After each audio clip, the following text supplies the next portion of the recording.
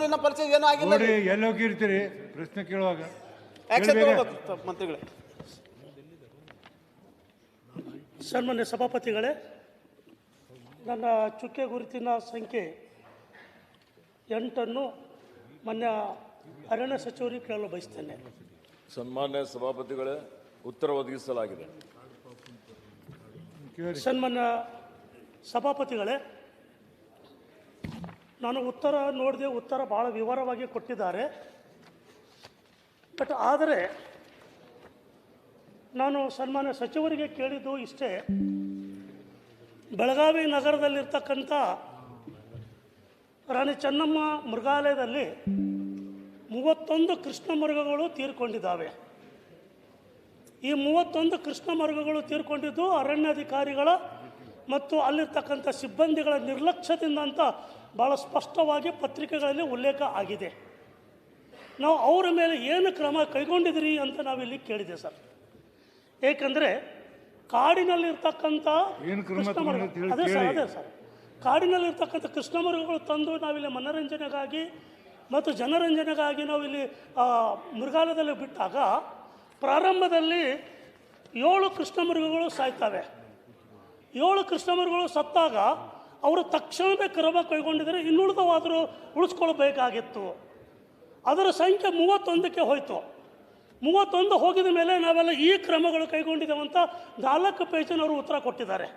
ಹಾಗಾಗಿ ನನ್ನ ಒಂದು ಈಗ ಬೇಡಿಕೆ ಅಂದರೆ, ಇಷ್ಟು ನಿರ್ಲಕ್ಷ್ಯದಿಂದ 31 ಕೃಷ್ಣ ಮೃಗಗಳು, ಅತ್ಯಮೂಲ್ಯವಾಗಿರ್ತಕ್ಕಂಥ ಕೃಷ್ಣ ಮೃಗಗಳು ಇವತ್ತು ಪ್ರಾಣಿಗಳು ಸಿಗೋದ ಇದರ ಕಷ್ಟ ಆಗಿದೆ.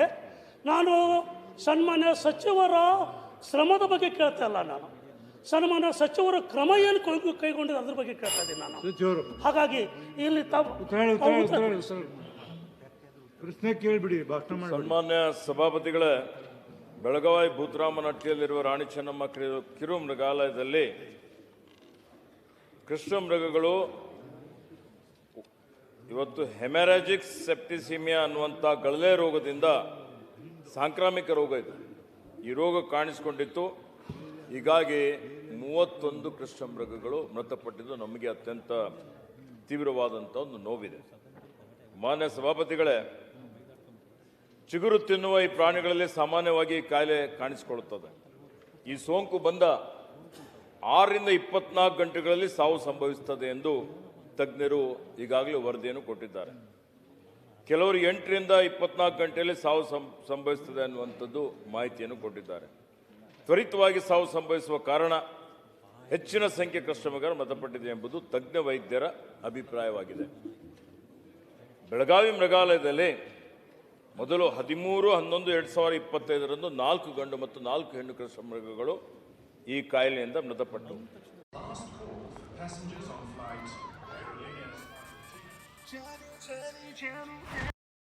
9 ಗಂಡು ಹಾಗೂ 11 ಹೆಣ್ಣು ಕೃಷ್ಣ ಮೃಗಗಳು ಮೃತಪಟ್ಟಿದ್ದಾವೆ. ಅದೇ ದಿನ ರಾತ್ರಿ ಮತ್ತೊಂದು ಕೃಷ್ಣ ಮೃಗ ಮೃತಪಟ್ಟಿದೆ. 16-17ರಂದು ಇನ್ನೂ 2 ಮೃಗಗಳು ಸಾವಿಗೀಡಾಗಿದ್ದಾವೆ. ಹೀಗಾಗಿ ಒಟ್ಟು 31 ಕೃಷ್ಣ ಮೃಗಗಳು ಸಾವಿಗೀಡಾಗಿದ್ದಾವೆ. ಇದು ವೇಗವಾಗಿ ಒಂದು ಹರಡುವಂಥ ಸೋಂಕಾಗಿದೆ, ಕರೋನಾ ಸೋಂಕು ಥರ. ಆ ಕಾರಣದಿಂದಾಗಿ ಇಷ್ಟು ದೊಡ್ಡ ಮಟ್ಟದ ಕೃಷ್ಣ ಮೃಗಗಳು ಸಾವಿಗೀಡಾಗಿದ್ದಾವೆ. ಮೃಗಾಲಯದ ವೈದ್ಯರು, ನಮ್ಮ ಮೃಗಾಲಯದ ವೈದ್ಯರು ಅಲ್ಲೇ ಇದ್ದರು. ಪಶುಸಂಗೋಪನಾ ಇಲಾಖೆಯ ಸ್ಥಳೀಯ ವೈದ್ಯರು ಈಗಾಗಲೇ ನಾವು ಅದನ್ನು ಮರಣೋತ್ತರ ಪರೀಕ್ಷೆ ನಡೆಸಿ ಪಶು ವೈದ್ಯಕೀಯ ಜೈವಿಕ ಸಂಸ್ಥೆಗೆ ಮಾದರಿ ಕಳಿಸಿದ್ದು. ಇಲ್ಲಿ ವೈದ್ಯರು ಶಂಕಿಸಿದಂತೆ ಈ ಗಳಲೆ ರೋಗದಿಂದಲೇ ಈ ಸಾವು ಸಂಭವಿಸಿದೆ ಎಂದು ವರದಿಯೂ ಬಂದಿದೆ, ದೃಢಪಟ್ಟಿದೆ. ಇಲಾಖೆ ವೈದ್ಯರು ಸಿಬ್ಬಂದಿ ತಕ್ಷಣ ತಮ್ಮೆಲ್ಲ ಪ್ರಯತ್ನ ಮಾಡಿದ್ದಾರೆ. ನಾನು ಕೂಡ ವಿಷಯ ತಿಳಿದ ಕೂಡಲೇ ಬೆಂಗಳೂರಿನಿಂದ ತಜ್ಞ ವೈದ್ಯರನ್ನು ಕಳಿಸಿದ್ದೆ. ಅವರು ಕೃಷ್ಣ ಮೃಗ ಉಳಿಸಲು ಪ್ರಯತ್ನ ಮಾಡಿದ ಕಾರಣಕ್ಕಾಗಿ ಇವತ್ತಿಗೂ ಆ 7 ಕೃಷ್ಣ ಮೃಗಗಳು ಬದುಕುಳಿದಿದ್ದಾವೆ. ಜೊತೆಗೆ ಈ ಸೋಂಕು ಮೃಗಾಲಯದ ಬೇರೆ ಯಾವುದೇ ಪ್ರಾಣಿಗಳಿಗೆ ಪಸರಿಸದಂತೆ ಕೃಷ್ಣ ಮೃಗಗಳನ್ನು ಕ್ವಾರಂಟೈನ್ ಮಾಡಿದ್ದಾವೆ. ಎಲ್ಲ ಮುಂಜಾಗರೂಕತಾ ಕ್ರಮ ಕೈಗೊಳ್ಳಲಾಗಿತ್ತು. ಕಟ್ಟುನಿಟ್ಟಾಗಿ ನೈರ್ಮಲ್ಯ ಕ್ರಮ ಕೈಗೊಳ್ಳಲಾಯಿತು. ಇದು ಕೈಮೀರಿ ಸಂಭವಿಸುವಂಥ ಈ ಒಂದು ಸಾವು. ಇದರಲ್ಲಿ ನಾನು ಉನ್ನತ ಮಟ್ಟದ ಸಮಿತಿಯನ್ನು ರಚನೆ ಮಾಡಿದ್ದೆ, ಅವ್ರ ವರದಿನೂ ಬಂದಿದೆ. ನಮ್ಮ ಇಲಾಖೆ ಸಿಬ್ಬಂದಿಯ ಲೋಪ ಈ ತನಿಖೆಯಲ್ಲಿ ಕಂಡು ಬಂದಿಲ್ಲ. ರಾಜ್ಯದ ವಿವಿಧ ಮೃಗಾಲಯಗಳಲ್ಲಿ ಒಟ್ಟಾರೆ 322 ಕೃಷ್ಣ ಮೃಗಗಳಿದ್ದು ಈ ಪ್ರಾಣಿಗಳಿಗೆ ರೋಗ ಬಾರದಂತೆ ಎಚ್ಚರ ವಹಿಸಲಾಯಿತು. ಎಲ್ಲ ಕಡೆ ಇಡೀ ನಮ್ಮಲ್ಲೇನು 9 ಮೃಗಾಲಯಗಳಿದಾವೆ. ಎಲ್ಲ ಕಡೆ ಮೃಗಾಲಯದಲ್ಲಿ ಬಹುತೇಕ ಎಲ್ಲ ಪ್ರಾಣಿಗಳಿಗೆ ರೋಗ ನಿರೋಧಕ ಚುಚ್ಚುಮದ್ದು ಲಸಿಕೆ ಹಾಕಲಾಗುತ್ತದೆ. ಆದರೆ ಕೃಷ್ಣ ಮೃಗಗಳಿಗೆ ಮಾತ್ರ ರೋಗ ನಿರೋಧಕ ಲಸಿಕೆ ಹಾಕಲಾಗುವುದಿಲ್ಲ. ಏಕೆ ಅಂತ ಹೇಳಿದರೆ ಕೃಷ್ಣ ಮೃಗಗಳು ಬಹು ಸೂಕ್ಷ್ಮ ಜೀವಿ. ಕೃಷ್ಣ ಮೃಗಗಳನ್ನು ಹಿಡಿದು ಲಸಿಕೆ ಹಾಕಿದರೆ ಅವು ಬಂಧನದ ಭೀತಿಯಿಂದ ಹೃದಯಘಾತಕ್ಕೆ ಒಳಗಾಗಿ ಸಾಯ್ತವೆ ಅನ್ನುವಂಥದ್ದು ಇವತ್ತು ನಮ್ಮ ತಜ್ಞರು ಮಾಹಿತಿ ಕೊಟ್ಟಂಥದ್ದು. ಇದಕ್ಕೆ ಕ್ಯಾಪ್ಚರ್ ಮಯೋಪತಿ ಅಂತೇಳಿ ಹೇಳಿ ಕರೀತಾರೆ.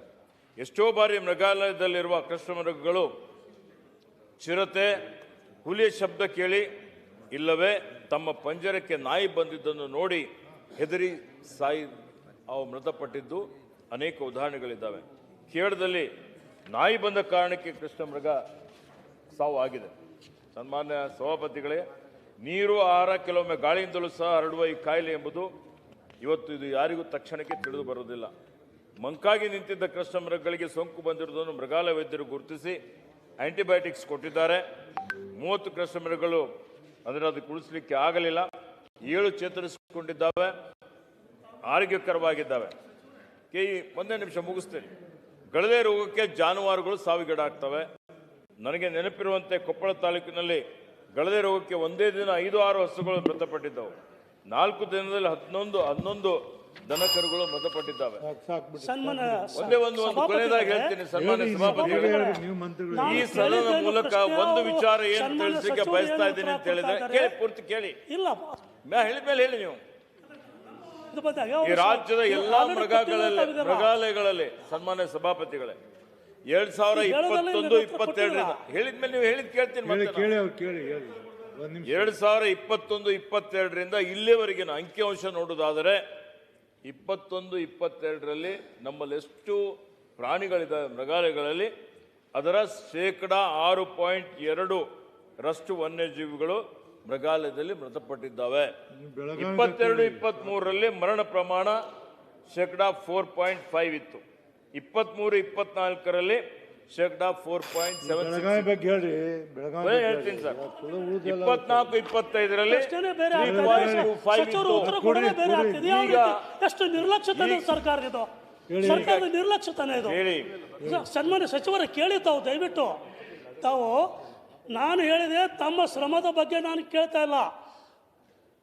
ಈ ಕೃಷ್ಣ ಮೃಗಗಳು ಸತ್ತ ಮೇಲೆ ತಾವೇನು ಶ್ರಮ ಪಟ್ಟಿದ್ರಲ್ಲ, ತಮ್ಮ ಇಲಾಖೆ ಮೊದಲೇ ತೆಗೆದುಕೊಂಡಿದ್ರೆ ಇದಕ್ಕೆ ನಾವು ತಡೆಗಟ್ಟಬಹುದಿತ್ತು ಅನ್ನೋದೊಂದು ನಂದು ಪ್ರಶ್ನೆ ಇದೆ. ಎರಡನೇದಂದರೆ ಆ ಅಧಿಕಾರಿಗಳ ಮೇಲೆ ಏನೇನು ಕ್ರಮ ಕೈಗೊಂಡ್ರೆ? ಆರೋಗ್ಯ ಸಲಹಾ ಸಮಿತಿ ಇದೆ, ವೈದ್ಯರಿದ್ದಾರೆ, ಮತ್ತು ಮೃಗಾಲ ನೋಡ್ತಕ್ಕಂಥ ಸಿಬ್ಬಂದಿಗಳು ವರ್ಗ ಇದ್ದಾರೆ. ಅವ್ರ ಮೇಲೆ ಏನು ಕ್ರಮ ಕೈಗೊಂಡು 31 ಕೃಷ್ಣ ಮೃಗಗಳು ಸತ್ತಿದ್ದಾವೆ. ಒಂದಲ್ಲ ಎರಡಲ್ಲ 31 ಕೃಷ್ಣ ಮೃಗಗಳು. ಅವುಗಳಿಗೆ ಬೆಲೆನೇ ಇಲ್ವಾ? ಮೂಕ ಪ್ರಾಣಿಗಳು ಸತ್ತಿದ್ದವು. ಅದು ಕಿತ್ತೂರು ಚೆನ್ನಮ್ಮನ ಹೆಸರು ಇರ್ತಕ್ಕಂಥ ಮೃಗಾಲಯ. ಆ ತಾಯಿಯ ಶಾಪ ಸರ್ಕಾರಕ್ಕೆ ತಟ್ಟೆ ತೊಡ್ತಂತ ನಿಮಗೆ ಈ ಮುಖಾಂತರ ಹೇಳೋಕ್ಕೆ ಇಷ್ಟಪಡ್ತೇನೆ. ಅಷ್ಟು ನಮಗೆ ಬೇಜಾರಾಗಿದೆ. ಏಕೆಂದರೆ ತಾವು ಕೊಡ್ತಕ್ಕಂಥ ಉತ್ತರ ಏನು? 31 ಕೃಷ್ಣ ಮೃಗ ತಾವು ಒಪ್ತೀರಾ? ಕೃಷ್ಣ ಮೃಗಗಳು ಸತ್ತಿದ್ದು ಒಪ್ತೀರಾ? ತಾವು ಒಪ್ತಿದ್ರೆ ಮುಂಜಾಗ್ರತೆ ಕೈಗೊಳ್ಳಬೇಕಾಗಿತ್ತಲ್ಲ. ಎಂತ ಸತ್ತಿದವು, ಎಂತ ಕೃಷ್ಣ ಮೃಗಗಳು ಸತ್ತಾಗತ್ತೆ, ಅವ್ಯಾಕೆ ತಕ್ಷಣ ಕ್ರಮ ಕೈಗೊಳ್ಳಿಲ್ಲ? ಆರೋಗ್ಯ ಸಲಹಾ ಸಮಿತಿ ಏನು ಮಾಡ್ತಿತ್ತು? ಅಲ್ಲಿರ್ತಕ್ಕಂಥ ಡಾಕ್ಟರ್ಸ್ ಏನು ಮಾಡ್ತಾಯಿದ್ರು? ಅರಣ್ಯ ಅಧಿಕಾರಿಗಳು ಏನು ಮಾಡ್ತಾಯಿದ್ರು? ಮಲಗಿದ್ರು ಅವರು. ಇಲ್ಲಿ ಪ್ರತಿ ದಿನ ಬಂದಿದೆ ಸರ್. 1 ವಾರ ಬಂದಿದೆ. 1 ವಾರ ಸತ್ತಿದ್ದಾವೆ, 1 ದಿವಸ ಅಲ್ಲ, 1 ವಾರ, 1 ದಿವಸ ಬಿಟ್ಟು 1 ದಿವಸ ಸತ್ತಿದ್ದಾವೆ. ಅದಕ್ಕೆ ನೀವೇನು ಉತ್ತರ ಕೊಡ್ತಿರ್ತಾವಲ್ಲ? ನಾನು ಇದಕ್ಕೆ ಕೇಳ್ತಾ ಇದ್ದೀನಿ. ನನಗೆ ಕ್ರಮದ ಬಗ್ಗೆ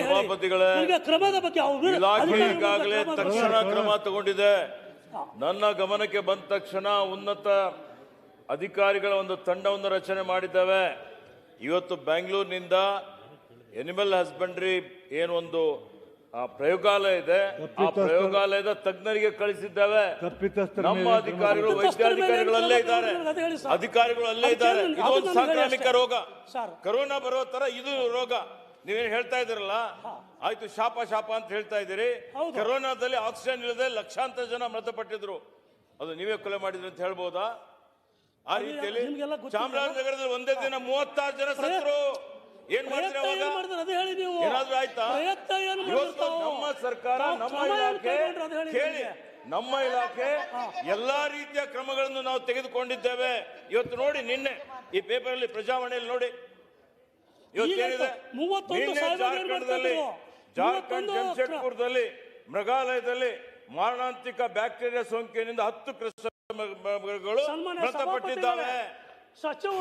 ಗುಜರಾತ್ನಲ್ಲಿ ಇಂಥ ಸಾಂಕ್ರಾಮಿಕ ರೋಗ ಬಂದಂತಹ ಸಂದರ್ಭದಲ್ಲಿ ಸುಮಾರು ಪ್ರಾಣಿಗಳು ಮೃತಪಟ್ಟಿದ್ದಾವೆ. ಹುಟ್ಟು ಆಕಸ್ಮಿಕ ಸಾವು ನಿಶ್ಚಿತ, ಯಾರು ಸಾವು ಆಗ್ಬೇಕಂತ ಬಯಸೋದಿಲ್ಲ. ಆದ್ರೆ ಕೆಲವೊಂದು ರೋಗಗಳು ಬಂದ್ರೆ ಯಾರ ನಿಯಂತ್ರಣದಲ್ಲಿ ಇರೋದಿಲ್ಲ. ಸರ್ಕಾರ ಇಲಾಖೆ ಎಲ್ಲಾ ರೀತಿಯ ಕ್ರಮ ತೆಗೆದುಕೊಂಡಿದೆ. ಇದಕ್ಕೆ ಯಾರು ರಾಜಕೀಯ ಮಾಡಬಾರ್ದು.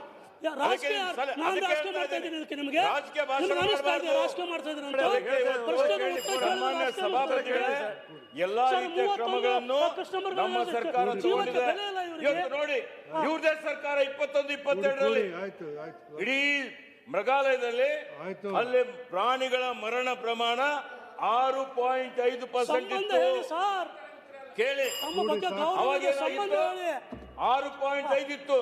ನಾನು ಅರಣ್ಯ ಸಚಿವನಾದ್ಮೇಲೆ ಅದು 3.5 ಇದೆ. ಇಲ್ಲಿವರೆಗೆ 2.5 ಇದೆ. ಎಲ್ಲಾ ರೀತಿ ನೋಡಿದ್ರೆ ಮೃಗಾಲಯದಲ್ಲಿ ಸರಾಸರಿ ಸಾಮಾನ್ಯವಾಗಿ ನಿಮ್ಗೆ ಕೇಳಲಿಕ್ಕೂ ಇಲ್ಲ. ಕೇಳಿದ್ದೇನೆ, ನಾನು ಕೇಳಬೇಕಲ್ಲ. ಸಾಮಾನ್ಯವಾಗಿ ಮೃಗಾಲಯದಲ್ಲಿ 5% ಪ್ರಾಣಿಗಳು ಸಾವನ್ನಪ್ಪುತ್ತವೆ ಇಡೀ ದೇಶದಾದ್ಯಂತ. ಇವತ್ತು ನಮ್ಮ ಸಾವಿನ ಪ್ರಮಾಣ ನಮ್ಮ ರಾಜ್ಯದಲ್ಲಿ ಕಡಿಮೆ ಇದೆ ಅಂತೇಳಿ ಇದು ಆಗಿದೆ ಈ ಘಟನೆ. ನಾನೇನು ಸಮರ್ಥನೆ ಮಾಡ್ಕೊಳ್ಳಿಕ್ಕೆ ಹೋಗ್ತಾ ಇಲ್ಲ. ಅಧಿಕಾರಿಗಳ ನಿರ್ಲಕ್ಷ್ಯ ಆಗಿದ್ದಾರೆ, ನಿರ್ದಾಕ್ಷಿಣ್ಯವಾಗಿ ಅವ್ರ ಮೇಲೆ ನಾವು ಕ್ರಮ ತಗೊಂಡಿದ್ದೇವೆ. ಈಗಾಗಲೇ ನಾನು ವರದಿ ತರಿಸಿದ್ದೇನೆ. ನಮ್ಮ ಅಧಿಕಾರಿಗಳು ಯಾರು ಕೆಲಸ ಮಾಡ್ತಾರೆ ಅವ್ರಿಗೆ ನಾವು ಡಿಮೋಟಿವೇಟ್ ಮಾಡ್ಲಿಕ್ಕೂ ಆಗೋದಿಲ್ಲ.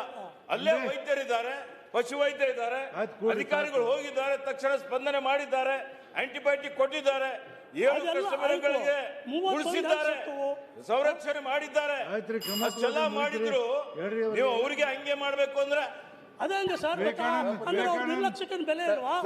31 ಕಸ್ಟಮರ್ಗಳು ಬೆಲೆ ಇಲ್ಲ. ಇದ್ಯಾವುದು ಸರ್ ಲೆಕ್ಕ ಇದು? ವಿವೇಕಾನಂದ ಸಚಿವರು ಪ್ರಾಕ್ಟಿಕಲ್, ಯಾಕಂದ್ರೆ ನಮ್ಮಲ್ಲಿ ಲಾಸ್ಟ್ ಅಧಿವೇಶನ ಹೇಳಿದಾರೆ, ಅವರು ಒಂದು ಪ್ರವಾಸ ಮಾಡಿಲ್ಲ, ಇಡೀ ಕೃಷಿ ನಾಶ ಆಗಿದೆ. ಅವರು ಬರಲೇ ಇಲ್ಲ, ನೀವು ಕೊಡ್ರಿ, ಅವ್ರು ಬರಲೇ ಇಲ್ಲ. ಲಾಸ್ಟ್ ಅಧಿವೇಶನ ಹೇಳಿದ್ದಾರೆ ಎಲಿಫೆಂಟ್ ಟಾಸ್ಕ್ ಫೋರ್ಸ್ ಮಾಡ್ತಾರೆ, ಬರಲೇ ಇಲ್ಲ ಅವರು. ಏನ್ರಿ ನೀವೇನು ಸರ್ ಸಚಿವರು ಪ್ರಾಕ್ಟಿಕಲ್ ಇಲ್ವೇ ಇಲ್ಲ ಸರ್, ಬರಬೇಕು, ಪ್ರವಾಸ ಮಾಡಬೇಕಲ್ಲ. ವಿವೇಕಾನಂದ್ ಇಡೀ ಕೃಷಿ ಹೋಗಿದೆ ನಮ್ದು. ಕೊಡ್ರಿ, ಬರ್ದನ್ ಓದ್ಕೊಂಡು ಬಂದು ಓದ್ತಾರೆ ಅವರು. ಸ್ವಲ್ಪ ತಿಳುವಳಿಕೆ ಬೇಡ. ಸಭಾಪತಿಗಳೇ, ಅವಕಾಶಕ್ಕಾಗಿ ಧನ್ಯವಾದಗಳು. ನನ್ನ ಚುಕ್ಕಿ ಗುರುತಿನ ಪ್ರಶ್ನೆ 81 ಮಾನ್ಯ ಸಾಲ